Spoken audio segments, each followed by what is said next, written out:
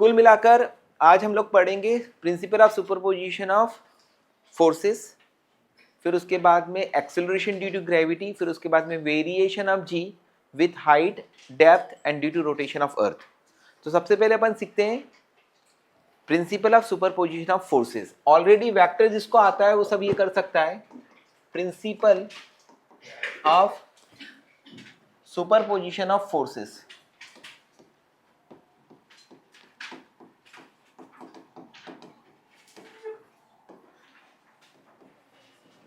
Okay. Principle of superposition of forces, principle of superposition of forces बहुत ही simple है। Exam में इसके क्वेश्चन जो है वो आए हैं, ठीक है। और इसमें आपको अगर मान लीजिएगा कहीं सिस्टम में बहुत सारे मासेस हैं, m1, m2, m3, okay, and एक पार्टिकल है m0। इस पार्टिकल पर मल्टीपल मासेस के कारण जो फोर्सेस लगेंगे, है ना, वो किसके बराबर होंगे? तो अगर m1 और इसके बीच की डिस्टेंस है r1, m2 और m0 के बीच की डिस्टेंस है r2, m3 और m0 के बीच की डिस्टेंस है r3, है ना, तो यहां पर m0 पर ये फोर्स लगेगा F10, m0 पर ये फोर्स लगेगा F20, m0 पर ये फोर्स लगेगा F30 एंड सो ऑन, ठीक है। F10 किसके बराबर होगा? G m1 m0 upon r1 का स्क्वायर। F20 किसके बराबर होगा? G m2 m0 upon r20, r2 का स्क्वायर एंड सो ऑन। तो net force on the particle of mass m0 is equal to what? F10 plus F20 plus F30 plus so on का vector addition means यहां पर net force on a particle due to system of masses is equal to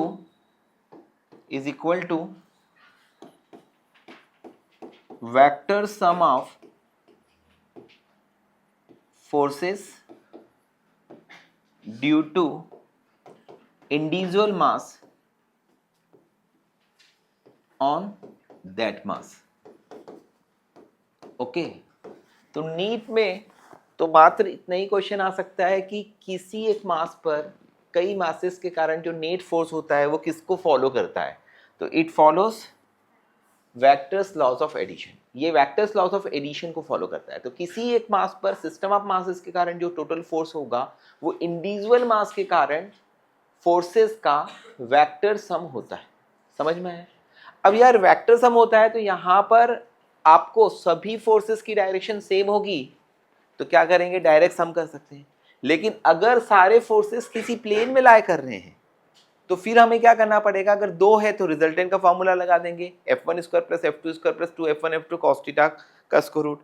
अगर multiple forces हैं तो हमें क्या करना पड़ेगा? एक ही प्लेन में है तो कंपोनेंट्स लेना पड़ेंगे, x कंपोनेंट और y कंपोनेंट। और अगर मान लीजिएगा 3D में है तो हमें फिर उसके आई कैप, जे कैप, के कैप लेकर सॉल्व करना पड़ता है। आया समझ में? तो इसमें चूंकि एग्जाम जो है वो ऑब्जेक्टिव एग्जाम है तो इसलिए आप लोगों को सिंपल वे में किस तरह से सॉल्व करना है ये चीज सोचना पड़ेगी, ठीक है। इसमें आप लोगों को थोड़ा सा डिफिकल्ट अगर आएगा 3D के क्वेश्चंस होंगे तो अभी जैसे यहाँ पे क्वेश्चन नंबर 1 की बात करता हूँ, है ना। क्वेश्चन नंबर 1 में आपको दे रहा हूँ, बहुत इजी है और ये कॉमन क्वेश्चन है। ये x इक्वल टू 0, आवाज नहीं, x equal to 1, x equal to 2 ऐसे पार्टिकल्स हैं, ठीक है। 1 2 3 4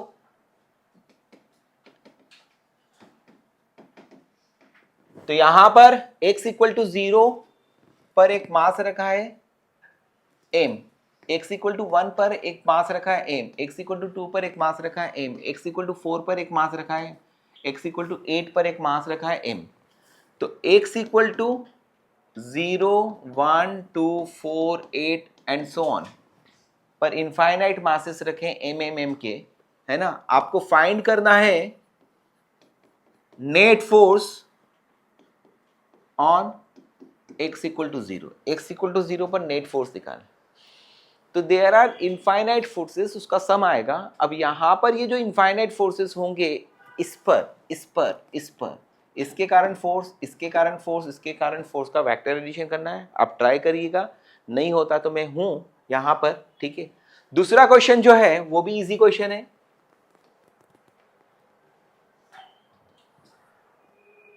ये अपने को बाद में भी यूज होगा, और ऐसे क्वेश्चन हम लोग ऑलरेडी कर चुके होंगे।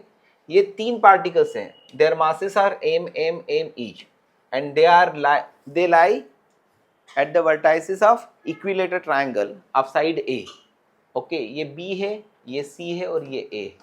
आपको नेट फोर्स ऑन A निकालना है, A पे नेट फोर्स कितना लगेगा वो निकालना है। देन नेक्स्ट क्वेश्चन जो है वो है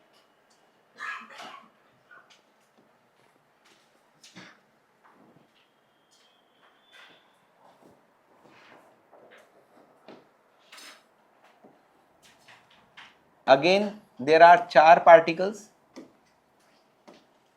किसी स्क्वायर के वर्टाइसिस पे रखें ए बी सी डी।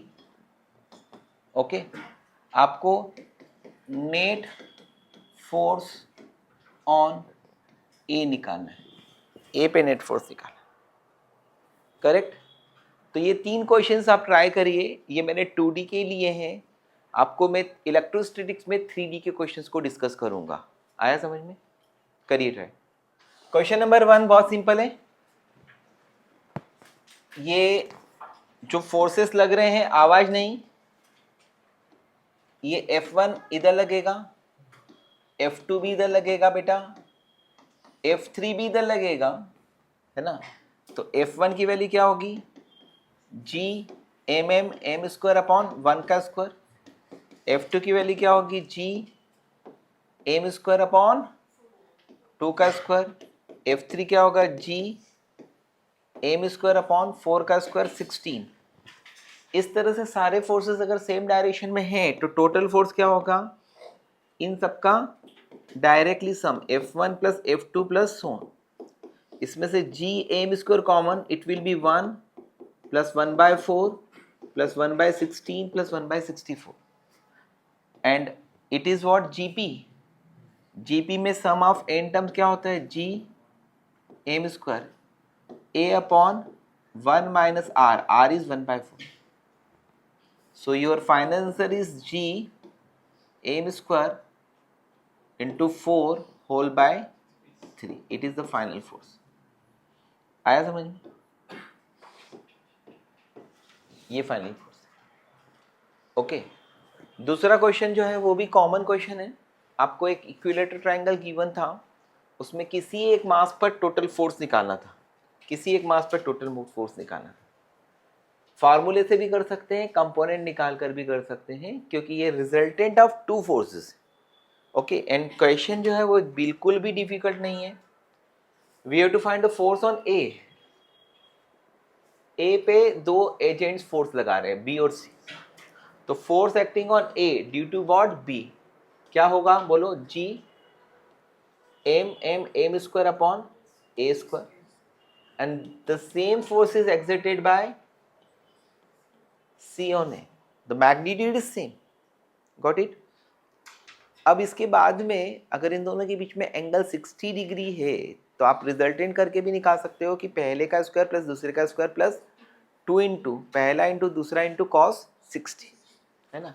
या फिर आप कंपोनेंट लेके निकाल सकते हो। मैं कंपोनेंट लेके निकाल रहा हूँ। ये एंगल है 60 डिग्री, तो ये एंगल होगा 30 डिग्री और ये भी एंगल कितना होगा, 30, गॉट इट। क्योंकि दोनों इक्वल मैग्नीट्यूड के हैं तो दोनों का रिजल्टेंट डेफिनेटली एंगल बाइसेक्टर पर आएगा। ये भी डायरेक्शंस को ध्यान में रखवाता है, ठीक है। तो यहाँ पर बेटा ये फोर्स हो गया, फोर्स ए बी, ये फोर्स हो गया फोर्स ए सी। इस फोर्स का ये कंपोनेंट और ये कंपोनेंट क्या होगा बताइए। एफ ए बी का ये कंपोनेंट होगा एफ ए बी cos 30 और ये कंपोनेंट होगा F A B sine 30, same as F A C का ये कंपोनेंट होगा एफ ए सी कॉस 30, और एफ ए सी का ये कंपोनेंट होगा एफ ए सी साइन 30। ये दोनों क्या कर देंगे, कैंसर। तो रिजल्टेंट फोर्स कितना इजीली आ रहा है ए पर, that is equal to 2 F A B cos 30, और डायरेक्शन भी आ गई यहाँ पर इनके एंगल बाइसेक्टर पे। वो इसलिए क्योंकि ये दोनों मैग्नीट्यूड में इक्वल है, अदरवाइज एफ वाई भी कुछ न कुछ, एफ एक्स भी कुछ न कुछ होता। अभी नेट फोर्स कहाँ आ रहा है, नेगेटिव वाई एक्सिस पर, तो यूर आंसर इज व्हाट, 2 बोलो G m square upon a square into cos 30 की वैल्यू √3/2। तो this is your answer, √3g m square upon a square. समझ में आ रहा है। अब उसके बाद में आपको 3 फोर्सेस का रिजल्टेंट जो है वो जो मैंने निकाला है क्वेश्चन में वो देख लेते हैं। तो 3 फोर्सेस का रिजल्टेंट क्यों आया, क्योंकि 4 पार्टिकल्स हैं। ये वाला पार्टिकल D इस पे फोर्स इधर लगाएगा, और एफ ए डी की वैल्यू किसके बराबर होगी, जी m square upon a square. ये वाला पार्टिकल B इस पर फोर्स इधर लगाएगा, फोर्स ए बी इधर होगा, और ये वाला पार्टिकल इस पे फोर्स इधर लगाएगा, F A C. F A C का मैग्नीट्यूड कुछ अलग होगा, तो एफ ए सी की वैल्यू क्या होगी, जी एम स्क्वायर अपॉन a√2 का स्क्वायर, यानी 2a स्क्वायर। समझ में आ रहा है। Now there are 3 forces. इन 3 फोर्सेस का जब रिजल्टेंट निकालना होता है तो हम लोग यहाँ पर मेथड क्या लगाते हैं, कंपोनेंट वाले। तो मैं इसको एक्स एक्सिस और इसको वाई एक्सिस, ऑलरेडी मैं वेक्टर्स में काफ़ी क्वेश्चंस की प्रैक्टिस करा चुका हूँ। लिया एफ ए सी का ये एंगल है 45, ये वाला फोर्स क्या है, एफ ए बी, ये वाला फोर्स क्या है, एफ ए डी। अगर एफ ए सी का ही कंपोनेंट लेना पड़ेगा, क्योंकि इसका कंपोनेंट वाई डायरेक्शन में 0 होगा और उसका कंपोनेंट एक्स डायरेक्शन में 0 होगा, तो एफ ए सी का ये कंपोनेंट क्या होगा, एफ ए सी कॉस 45, और एफ ए सी का ये कंपोनेंट क्या होगा, F A C sine of 45। Got it. तो आपका एक्स कंपोनेंट ऑफ फोर्स क्या आएगा, एफ ए बी ऑलरेडी था यहाँ पर, यस और नो, प्लस बोलो F A C cos 45। F A C और एफ ए डी तो बराबर है ही, साइन 45 और कॉस 45 भी बराबर होते हैं, तो एक तरह से एफ एक्स और एफ वाई की वैल्यू सेम आ रही है। तो ये क्या है, G m square upon a square, ये क्या है, G m square upon 2a square into cos 45 की वैल्यू 1/√2। तो ये वैल्यू में G m square upon a square common आ गया, बचेगा क्या, 1 + 1/√2, है ना। अब नेट फोर्स किसके बराबर होगा बेटा, √of एफ एक्स का स्क्वायर प्लस एफ वाई का स्क्वायर, और एफ एक्स और एफ वाई क्या है, सेम है।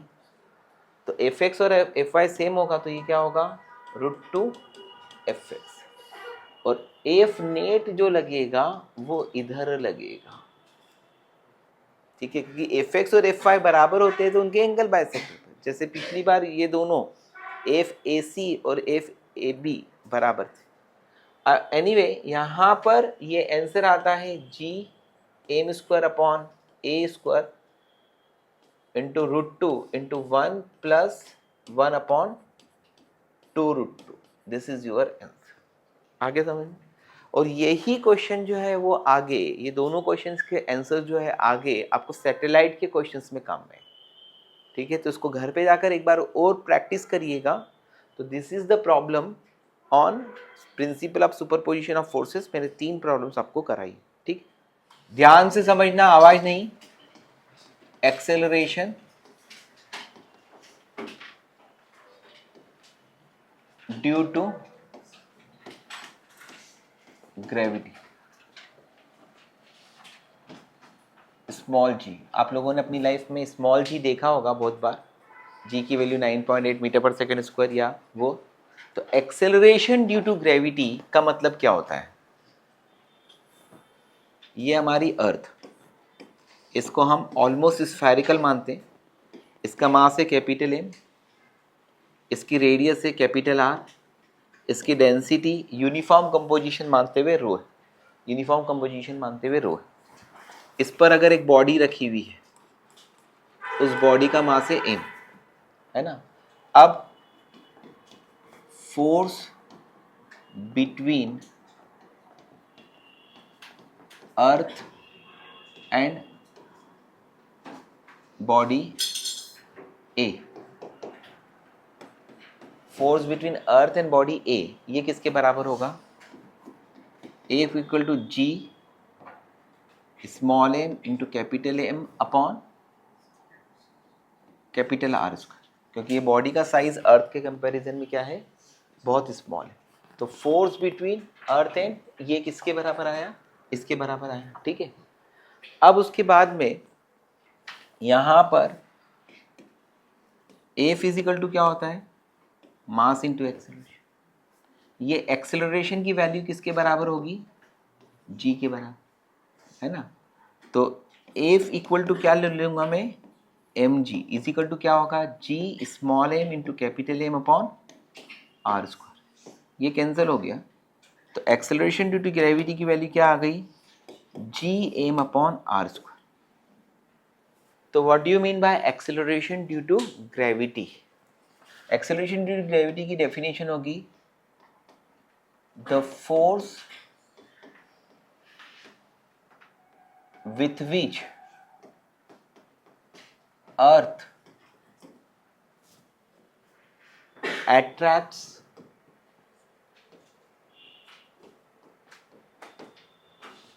any body causes acceleration in it.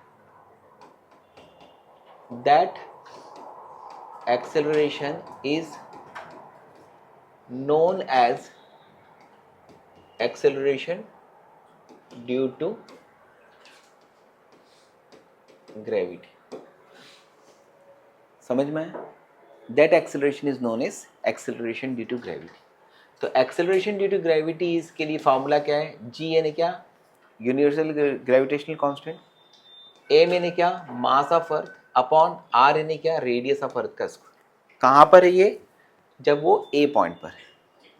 अब मास ऑफ द अर्थ के लिए फॉर्मूला क्या है? 4/3 पाई आर क्यूब रो।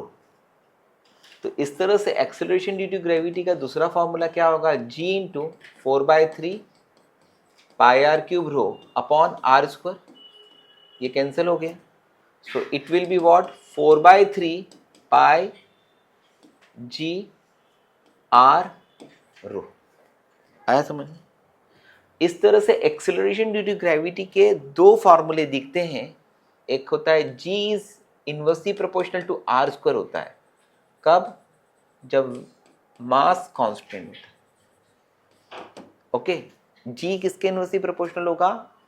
r के, यानी रेडियस ऑफ अर्थ को बढ़ाएंगे तो g की वैल्यू कम होगी, और g is directly proportional to r भी बेटा। कब? व्हेन रो कांस्टेंट, जब डेंसिटी क्या होगी?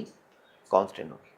तो देयर आर टू फॉर्मूला, एक और दो, दोनों आर पर अलग अलग तरह से डिपेंड करते हैं, लेकिन कोई कंफ्यूजन की बात नहीं है। सिंपल है कि जब मास कांस्टेंट होगा तो G is inversely proportional to R होगा, जब डेंसिटी कांस्टेंट होगा तो G is directly proportional to R होगा। अब यहां पर एक्सेलरेशन ड्यू टू ग्रेविटी का मतलब एक बार वापस से रिपीट कर देता हूं कि अर्थ की प्रेजेंस में बॉडी जिस एक्सेलरेशन से मूव होगी उसको बोलते हैं एक्सेलरेशन ड्यू टू ग्रेविटी, है ना। डेफिनेशन भी ये डाली है मैंने, the force with which earth acts in body causes acceleration in that body and that acceleration is known as acceleration due to gravity। आपने मोशन अंडर ग्रेविटी के questions कहाँ पे पढ़े थे?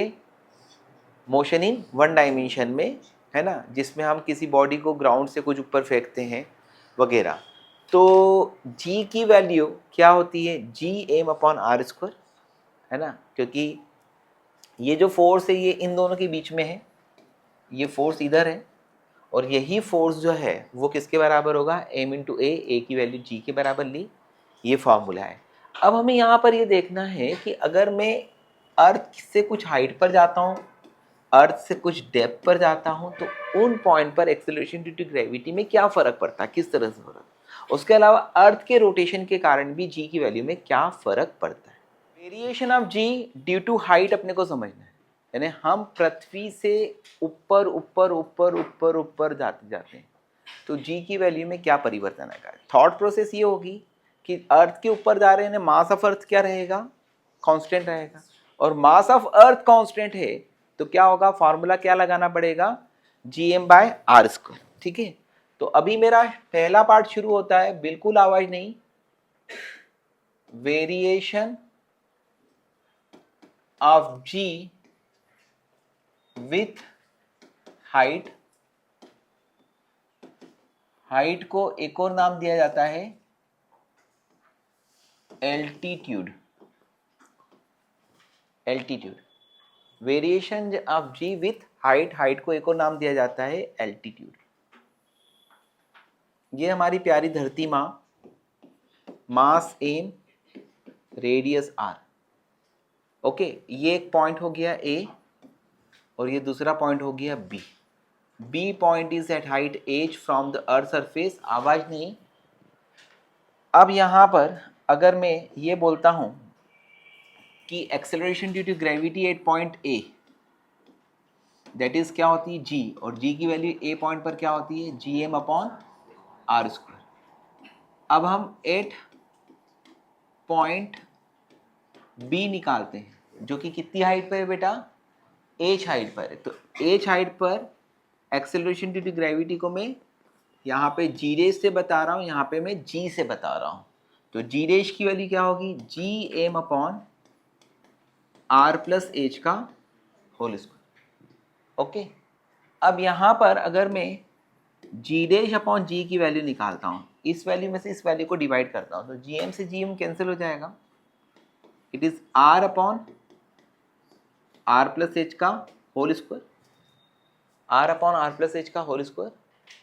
तो ये आपको एक फॉर्मूला देता है कि g dash is equal to g into r upon r+h का होल स्क्वायर। ठीक है, ये एक फॉर्मूला देता है। अब लेकिन अगर हम यहाँ पर और इसको सिंप्लीफाई करते हैं, r क्या है, 6.4 इंटू 10⁶, 6.4 इंटू 10⁶ मीटर, और 6.4 इंटू 10⁶ मीटर में अगर एज बहुत छोटा है, मान लो एज 1 किलोमीटर है, यानी 1000, तो 1001 kilometre is very very less as compare to the radius of earth. Radius of earth is what, 6408 kilometre. तो यहाँ पर एक अप्रोक्सीमेट फॉर्मूला आता है, और वह कब लगता है, जब एज बहुत बहुत छोटा हो। तो यहाँ पर उस फार्मूले को लाने के लिए g dash is equal to क्या है, g into r² upon denominator में से r कॉमन आ जाएगा, तो r² बचेगा 1 प्लस h/r का स्क्वायर होगा, ये कैंसिल हो गई। Got it. तो g dash is equal to क्या होगा, g इंटू 1 प्लस h/r की पावर -2, और अगर मुझे 1 प्लस x की पावर n का एक्सपेंशन करना होता है बाइनोमियल थ्योरम से, तो ये क्या आता है, 1 plus nx plus higher power of x।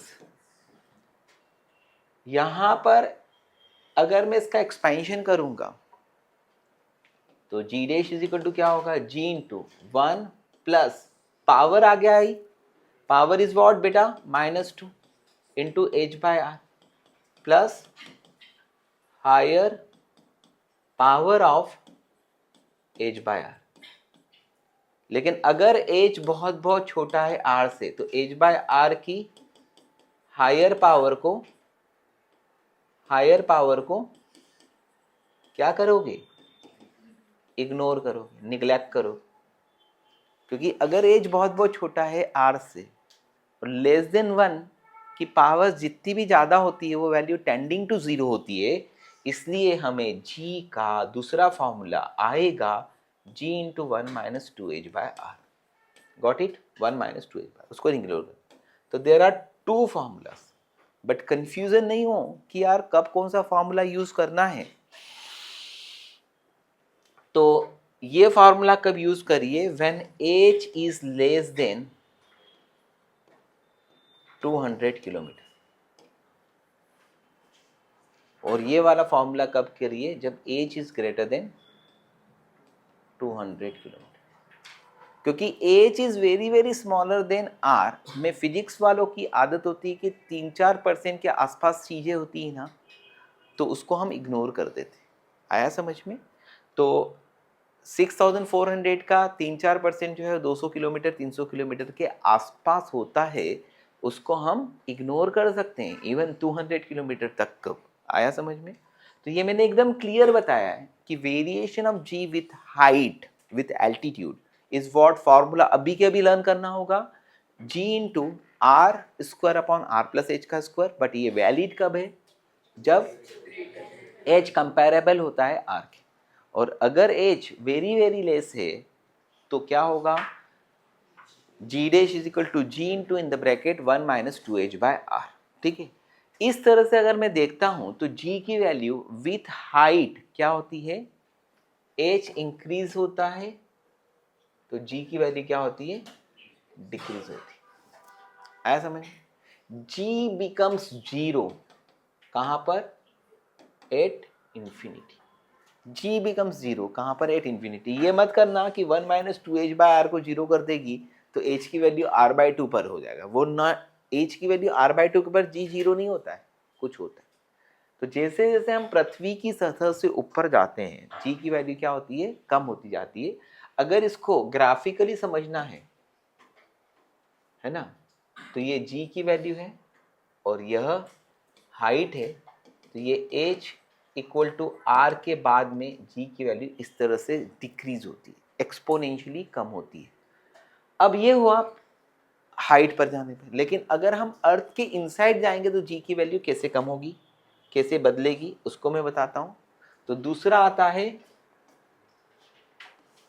आवाज नहीं, with depth. With depth. Depth को हम बताते हैं x.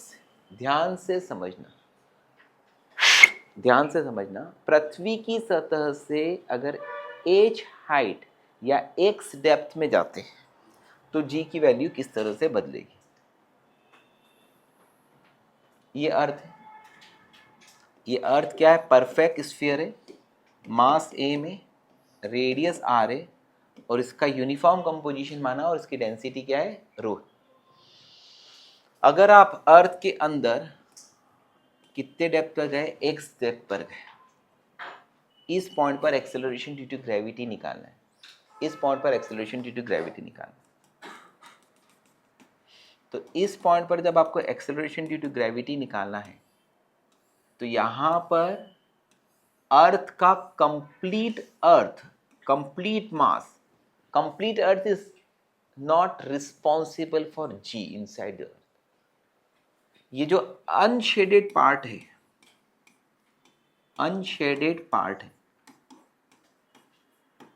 Is not responsible for G. ये उस पॉइंट पर कोई फोर्स नहीं लगाता है. कौन सा वाला पार्ट? Unshaded part. ये shaded part of mass m dash causes g.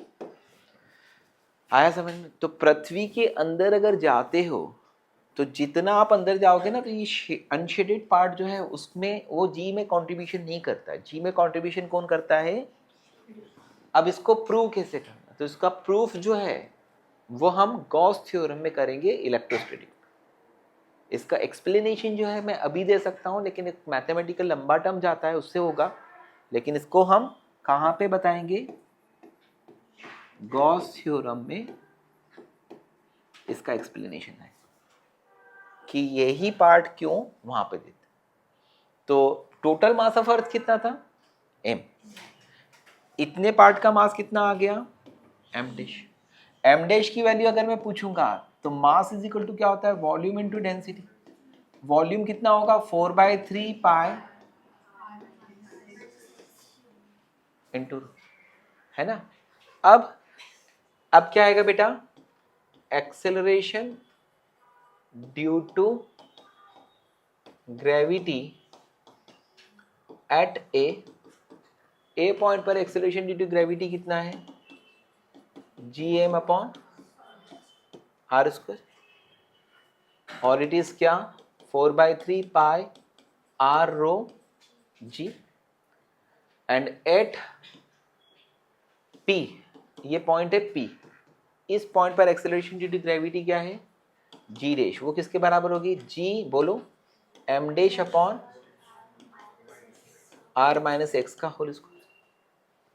So it is g, it is 4/3 pi r minus X का क्यूब इंटू रो अपॉन, ठीक है। इस g डैश में g को डिवाइड करिएगा, इसकी वैल्यू है 4/3 पाई r माइनस एक्स, है ना। फिर क्या है रो जी अपॉन 4/3 पाई r रो जी। तो जी डैश की वैल्यू आती है g into r minus x upon R, g dash की वैल्यू आती है g into 1 minus x by R is equal to g into small r upon R, ठीक है। कुल मिलाकर यहाँ पर g dash is equal to क्या हो गया g into R minus x upon R, g into small r by capital R. देखो पिछली बार जो है g dash is equal to आया था g into R square upon R plus H का होल स्क्वायर, या g into 1 minus 2h by R. अभी विथ डेप्थ जो है ना, अगर आप एक स्टेप पे जाते हो यहाँ पर r minus x by R है 1 माइनस एक्स बाय आर, ठीक है। इस तरह से g डैश क्या होगा at centre of earth, centre of earth x किसके बराबर हो जाएगा, x किसके बराबर हो जाएगा r, तो x r के बराबर हो जाएगा तो क्या होगा r बाय आर यानी 1 माइनस 1 यानी 0। तो g की वैल्यू दो जगह जीरो होती है, एट सेंटर ऑफ अर्थ और एट इंफिनिटी, ठीक है। आया समझ में। अब उसके बाद में यहां पर इतना समझ में आता है कि इसमें वेरिएशन ऑफ g का सिर्फ एक फार्मूला है, वहां पे दो फार्मूले हैं, लेकिन एक फार्मूला कुछ एक रेंज तक लगता है, फिर उसके बाद में दूसरा फार्मूला। पिछली बार g की वैल्यू थोड़ी ज्यादा तेजी से कम हो रही थी, क्योंकि अगर मैं अर्थ की सरफेस से सेम हाइट पर g की वैल्यू निकालता हूं, उतनी डेप्थ पर g की वैल्यू निकालता हूं, तो ज्यादा तेजी से कम कहां पर g हो रहा है हाइट पर, डेप्थ पर कम तेजी से कम हो रहा है। यानी यहां पर x के बराबर कम हो रहा था, वहां पे 2x के बराबर कम हो रहा था। आया समझ में। तो इस तरह के क्वेश्चन जो है वो हैं, इस बार पेपर्स में क्वेश्चन जो है वो बहुत इजी आए हैं। जो मेंस के अभी कल 2 शिफ्ट हुई है, और उसमें आपको क्लासरूम के प्रॉब्लम दिखेंगे कि यार सर ने ये तो क्वेश्चन क्लास में कराया था, ठीक है। अब उसके बाद में दूसरा वाला पार्ट जो है ना, वो ये बताता है कि g की वैल्यू विथ डेप्थ किस तरह से कम होती है। देखो ये g, ये क्या है x is equal to R, है ना। सेंटर ऑफ अर्थ के लिए x is equal to R आएगा। ये x is equal to R नहीं लेते हुए मैं स्मॉल आर लेता हूं तो बेटर होगा। तो यहाँ पर ये स्मॉल आर है ना, डिस्टेंस फ्रॉम द सेंटर। तो पहले सेंटर पर g जीरो होता है, पहले ये लीनियरली बढ़ता है, देखो g r by R linearly बढ़ता है, और उसके बाद में जब r इक्वल टू कैपिटल आता है, सरफेस पर आता है, तो g की वैल्यू क्या होती है एक्सपोनेंशियली कम होती है। तो यहाँ पर लीनियरली बढ़ेगा और यहाँ पर एक्सपोनेंशियली बढ़ेगा। सुनो, आपको क्वेश्चन ऐसा भी दिया जा सकता है कि as we move from the centre of earth to the infinity then comment on the variation of G, ये आएगा नीट में कंसेप्चुअल क्वेश्चन, है ना। तो अगर मैं यहाँ से जाऊंगा सरफेस तक तो जी की वैल्यू क्या होगी, लीनियरली बढ़ेगी, it becomes maximum at the surface and then decrease होगी एक्सपोनेंशियली। ये आपका आंसर होगा। तो इस तरह के क्वेश्चन जो है वो ग्राफ में जब आते हैं तो वो कहाँ पर आ जाते हैं, जेई में, और लैंग्वेज में आते हैं तो वो कहाँ पर आते हैं, नीट में। अब जी के दो वेरिएशन आपने देख लिए, तीसरा वेरिएशन क्या है बेटा जी का, due to rotation of earth. अब सोचो कि रोटेशन ऑफ अर्थ से कैसे फर्क पड़ेगा जी की वैल्यू में। जी की वैल्यू कितनी है, 9.8 मीटर पर second square on the surface of earth approximately. अब हम अर्थ के रोटेशन को अगर हम विजुअलाइज करते हैं due to rotation of earth, value of G का चेंजेस होना। अर्थ घूम रही है, हमें तो नहीं लगता कि अर्थ घूम रही है, लेकिन घूम रही है इसको हम एक दिन में मेजर कर पाते हैं कि हाँ दिन और रात उसी के कारण हो रहा है। अब अर्थ अपने एक्सिस पर घूम रही है, ठीक है, अर्थ अपने एक्सिस पर घूम रही है, और उसमें अगर हम जी की वैल्यू में वेरिएशन का फीलिंग करना चाहते हैं, है ना, तो अगर मान लीजिएगा कि एक बॉल है और उस बॉल पर कोई ऑब्जेक्ट जो है स्टिक करा हुआ है, हम जब उसको घुमाएंगे तो इट मे बी पॉसिबल कि वो ऑब्जेक्ट जो है वो सेपरेट होकर फ्लाई हो जाए, होता है ऐसा, ठीक है। अगर मान लीजिएगा कोई बॉल है, इसको हम इसके एक्सिस पर घुमाएंगे तो यहाँ पे कोई भी ऑब्जेक्ट जो है वो क्या हो सकता है, सेपरेट हो सकता है, क्योंकि वह एक सेंट्रीफ्यूगल फोर्स के कारण टेंजेंशियली अवे जाता है। तो variation of ji due to rotation of earth, इसको एक और नाम दिया जाता है ड्यू टू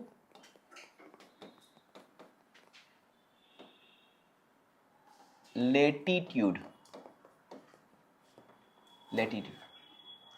लेटीट्यूड यानी अर्थ पर आप जब ग्लोब देखते हो तो अर्थ पर कुछ लाइंस ड्रॉ होती है और वो उसके लैटिट्यूड्स को बताती है। The formula for the latitude is what, latitude is the angle between equatorial plane and a point, जहां पर हमें लैटिट्यूड निकालना, उस पॉइंट को अर्थ के सेंटर से ज्वाइन करने वाली लाइन का इक्वेटोरियल प्लेन के साथ में एंगल। फॉर एग्जाम्पल अगर मान लीजिएगा मुझे यह एक पॉइंट है और इसका लैटिट्यूड बताना है, तो ये क्या होगा,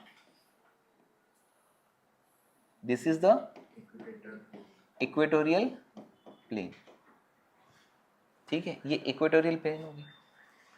इस पॉइंट का लैटिट्यूड क्या होगा, ये लैम्डा होगा। तो latitude is given by lambda, और लैम्डा की डेफिनेशन क्या है, लैम्डा की डेफिनेशन क्या है, लैटिट्यूड एट ए प्लेस, ये प्लेस कहां पर होता है, on earth surface, is defined as angle between line joining that place to center of earth with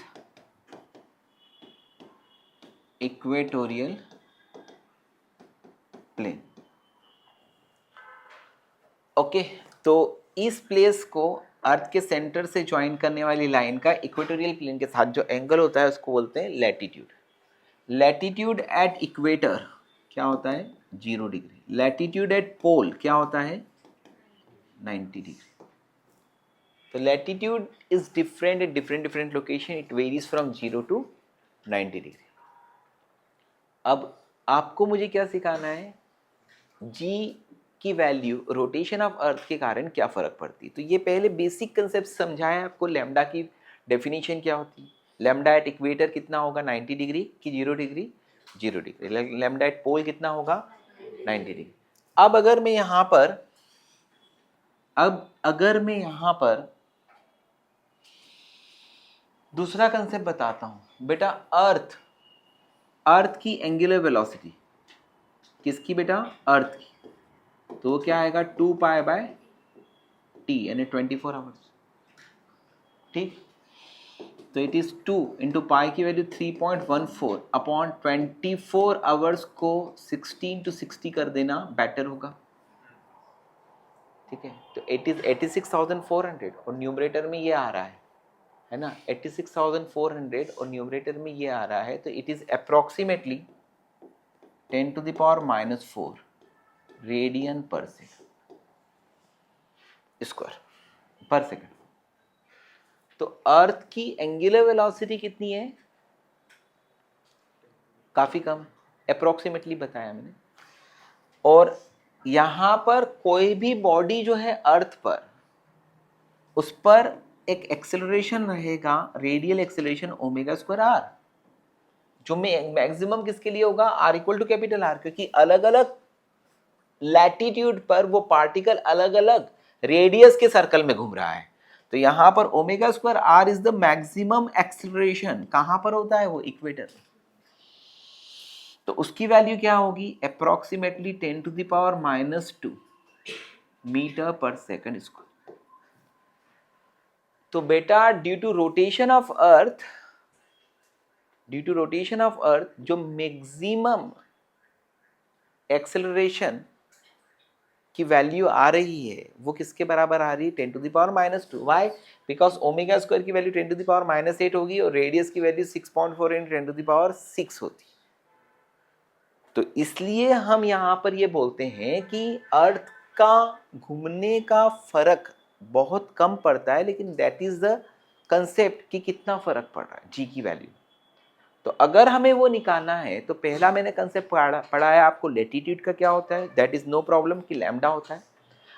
अलग अलग लेटीट्यूड पे जो पार्टिकल्स होंगे, जो ऑब्जेक्ट होगा, वो अलग अलग रेडियस में घूमेगा, इसलिए मैक्सिमम एक्सेलरेशन जो है वो कहां पर होगा? यहां पर। और इनफैक्ट यहां पर तो due to rotation of earth फर्क ही नहीं पड़ेगा, क्योंकि वो वाला पार्टिकल तो घूम ही नहीं रहा है due to rotation of earth.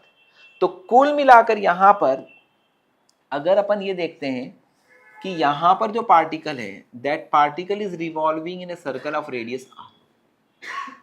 Okay, and what is that r?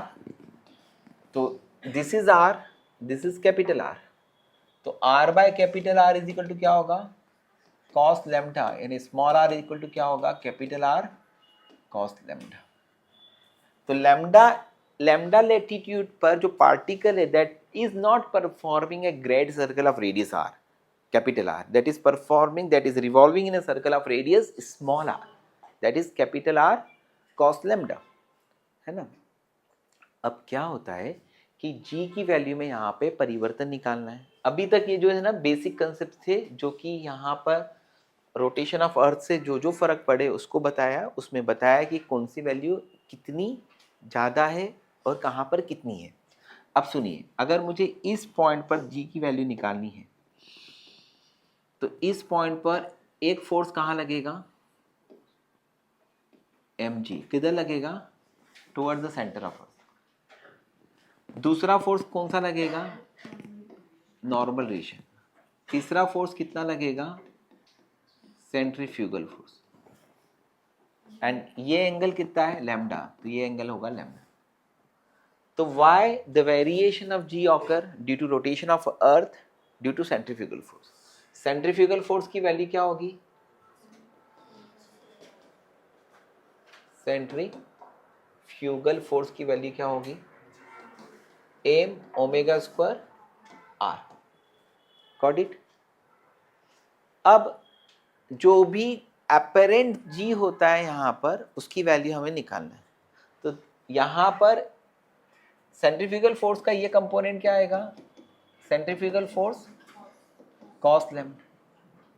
तो इस डायरेक्शन में 1 2 3 फोर्स हुए और नेट फोर्स इस डायरेक्शन में जो है वो क्या देगा? अपरेंट जी देगा। तो अपरेंट जी यानी क्या बेटा? M ji dash is equal to क्या होगा? इनवर्ट फोर्स हो गया M G minus normal reaction है ना, फिर क्या होगा, और minus M omega square R cos lambda. समझ में आ रहा है? या विथ रिस्पेक्ट यहां पर हम कौन सी फ्रेम से ऑब्जर्व कर रहे हैं बेटा इसको? रोटेटिंग फ्रेम से, इसलिए सेंट्रीफ्यूगल फोर्स बोल रहे हैं। तो रोटेटिंग फ्रेम से वो इक्विलिब्रियम में दिखेगा ना, तो वो जीरो होगा। तो जो एन है वो आपको रिजल्टेंट देगा, क्योंकि रोटेटिंग फ्रेम से ऑब्जर्व कर रहे हो। तो एन जो है वो आपको क्या देगा, रिजल्टेंट देगा, that is equal to zero. ठीक है, सेंट्रीफ्यूगल फोर्स लगाया ना, इसलिए वहां पर वो इक्विलिब्रियम में बताएगा। तो एन इक्वल टू क्या आएगा, एम जी minus M omega square, small R की जगह R cos lambda into cos lambda क्या हो जाएगा, कॉस स्क्वायर लैम्डा, और this will give M ji dash. तो M ji dash is equal to क्या हो गया, M G minus M omega square R cos square lambda, M से M cancel कर दो, तो जी डैश की value due to rotation of earth क्या आ गया, G omega square R by G cos square lambda. तो this is the formula for the variation of ji due to rotation of earth. This is the formula for the variation of ji due to rotation of earth. पहला वाला formula आया था G dash is equal to G into in the bracket 1 minus 2h by R. दूसरा formula आया था G dash is equal to G into 1 minus x by R. तीसरा वाला formula आया G dash is equal to G minus omega square R cos square lambda by जी।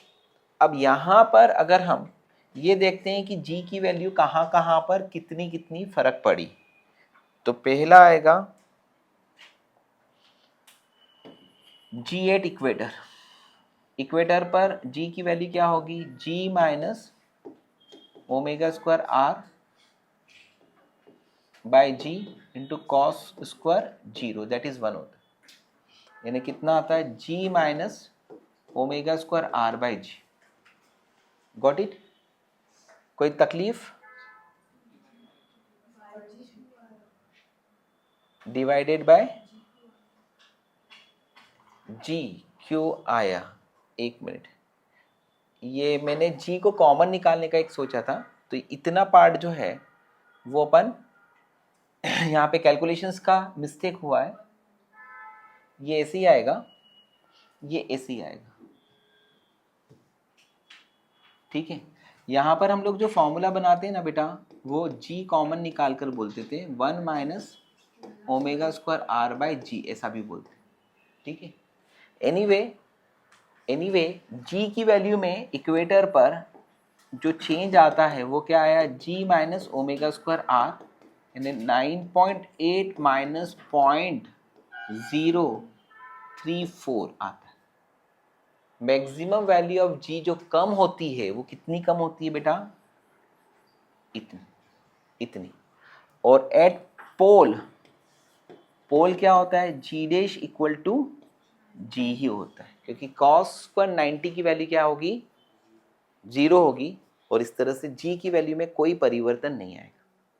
ठीक, तो जी की value में मैक्सिमम चेंजेस कहां पर आता है, इक्वेटर पर, और वो कम हो जाती है 0.034 से। देन लास्ट इसके बाद का है ड्यू टू, फोर्थ है due to shape of earth. Earth का शेप जो है वो थोड़ा सा चपटा होता है। रेडियस एट पोल अगर r है तो रेडियस एट इक्वेटर क्या होगी, r प्लस 14 टू 21 किलोमीटर। यानी पोल्स पर रेडियस कम होती है और इक्वेटर पर रेडियस अलग अलग पॉइंट पर अलग अलग तरह से चेंज हो रही है। कहीं पे 14 किलोमीटर ज़्यादा है और कहीं पे 21 किलोमीटर ज़्यादा है। आया समझ में? और g is inversely proportional to r square है, तो g at pole is greater than g at equator, क्योंकि रेडियस इक्वेटर पे ज़्यादा है। तो g की वैल्यू at equator is equal to क्या होगा, g की वैल्यू at pole minus 0.018 to -0.036 metre पर second square. Due to the shape of earth the value of G जो है ना, वो जहाँ पे रेडियस 14 किलोमीटर के आसपास जो है वह ज़्यादा है, वहाँ पर जी की वैल्यू इसके बराबर कम हो जाती है, और जहाँ पर 21 किलोमीटर के आसपास जो है वो ज़्यादा है, वहाँ पर 0.036 मीटर पर सेकेंड स्क्वायर कम हो जाती है। उसके अलावा रोटेशन ऑफ अर्थ के कारण जी की वैल्यू इक्वेटर पर कितनी कम हो रही है, 0.034 मीटर पर सेकेंड स्क्वायर। तो ये सबका कंबाइंड इफेक्ट भी हो सकता है, लेकिन ये चार जो वेरिएशन ऑफ जी के कंसेप्ट मैंने आपको पढ़ाए हैं, उनके फॉर्मूलों को अभी ध्यान रख लो। Due to rotation of earth क्या आया था, G dash is equal to G minus omega square R cos square lambda. Got it? चलिए कॉपी कर लीजिए। न्यूमेरिकल प्रॉब्लम्स मैं आपको दे रहा हूं, जो आप अटेम्प्ट करो। लिखो पहला, eight what height from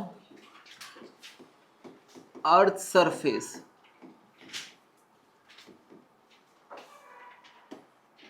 value of g becomes 36% that of its value on earth's surface। पहला क्वेश्चन है कि पृथ्वी की सतह से कितनी ऊंचाई पर जाने पर, यानी एज पर जी की वैल्यू 36% रह जाती है, that are its value on the earth surface. दूसरा क्वेश्चन है weight of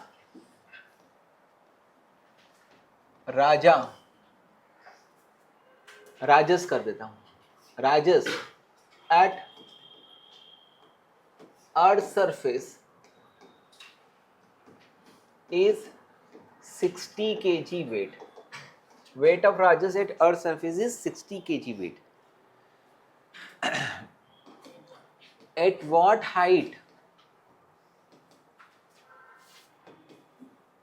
his weight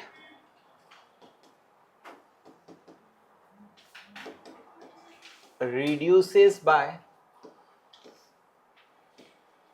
36%, that of his weight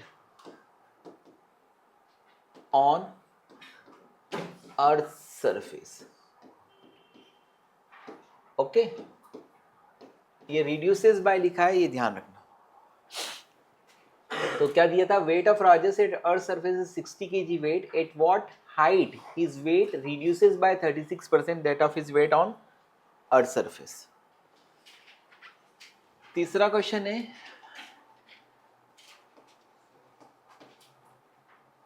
wait of Ravan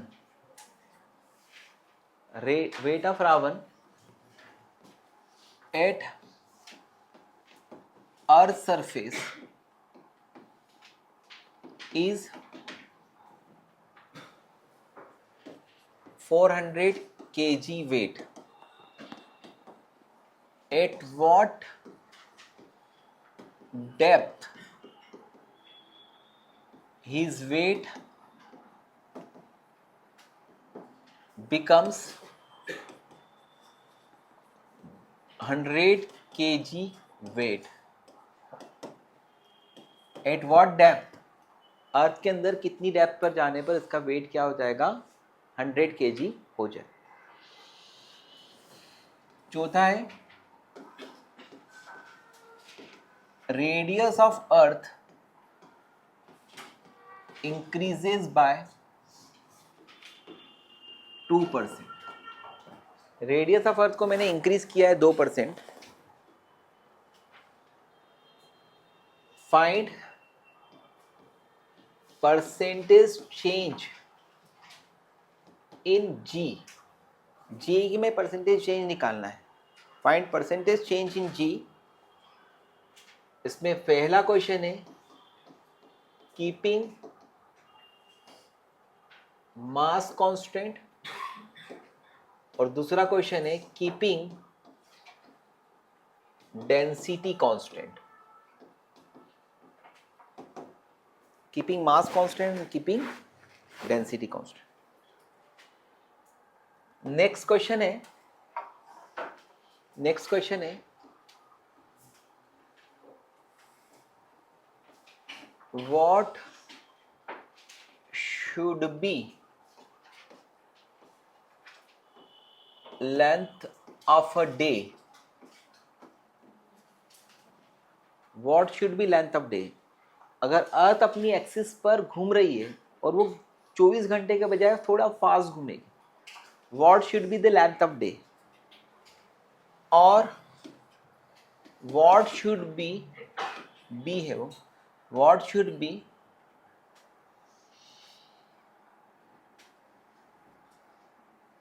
omega so that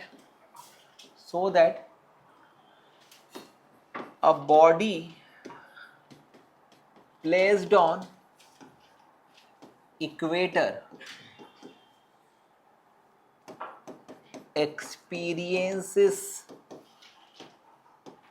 weightlessness.